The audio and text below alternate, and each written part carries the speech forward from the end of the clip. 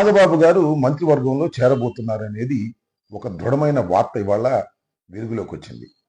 చంద్రబాబు నాయుడు గారే దాన్ని ప్రకటించారు. ఇక్కడ చాలా కీలకమైన నిర్ణయం ఇది.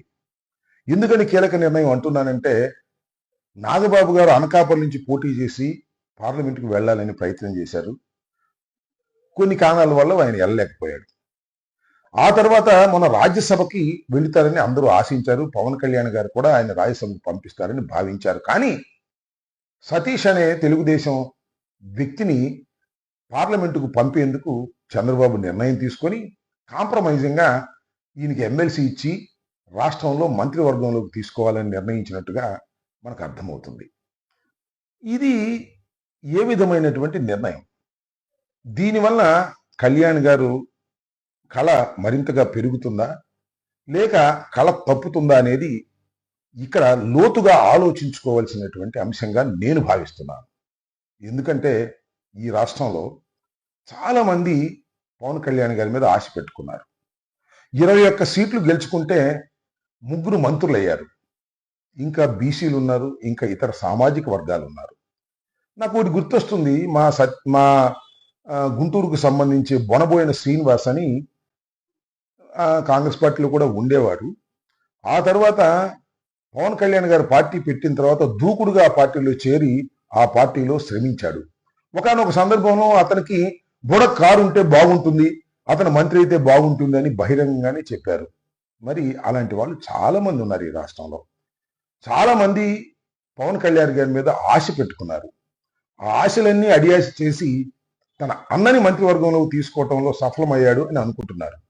అది సఫలమా లేక సుదీర్ఘ కాలంలో విఫలమా అనేది మనం ఇక్కడ ఆలోచించుకోవాల్సినటువంటి అంశం. మనం కాదులే, ఆయన ఆలోచించుకోవాల్సిన అంశం. ఇప్పుడు తాత్కాలికంగా విజయం సాధించినట్టుగానే భావించాలి. ఎందుకంటే అన్నను మంత్రివర్గంలోకి తీసుకురావడం, దానితో పాటు ఒక కీలకమైన శాఖను కూడా ఆయన కట్టబెట్టేటటువంటి ప్రయత్నం చేయటం అనేది తాత్కాలికంగా విజయంలాగానే కనిపించవచ్చు.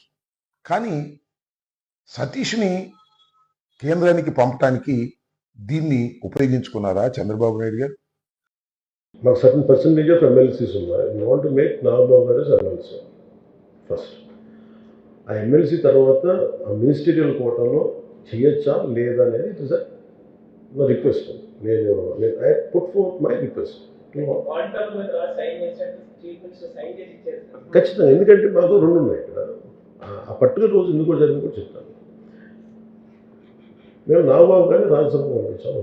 ఎందుకంటే ఆయన he had sacrificed multiple times and గెలిచే సీట్ని వదులుకొని అనకాపల్లి రమేష్ గారికి ఇచ్చాం. ఇట్ ఈస్ అలయన్స్ ధర్మం, దట్స్ వాట్ ది కండిషన్.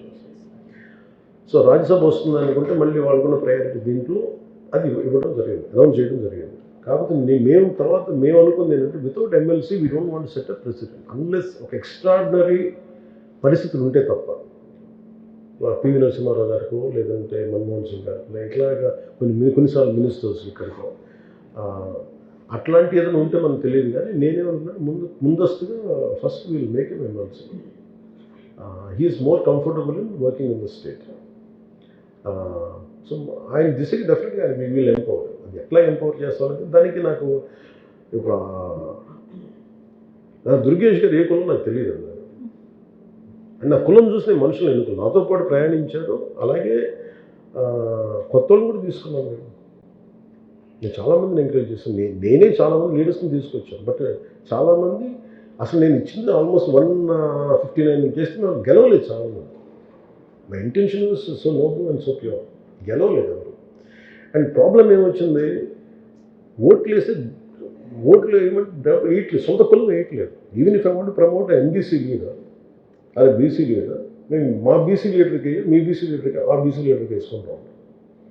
ఇంక ఈ వివక్ష ఎటు వెళ్ళిపోద్దో ఈ ఆర్గ్యుమెంట్ పెడితే ఏమైపోతుంది. అందుకే నాకు my intention is this, I don't want to do politics with any kind of fear and I want to be bold. Why I have taken this decision, this is my argument. Maybe people agree, people might disagree, that's okay. But this is my intention.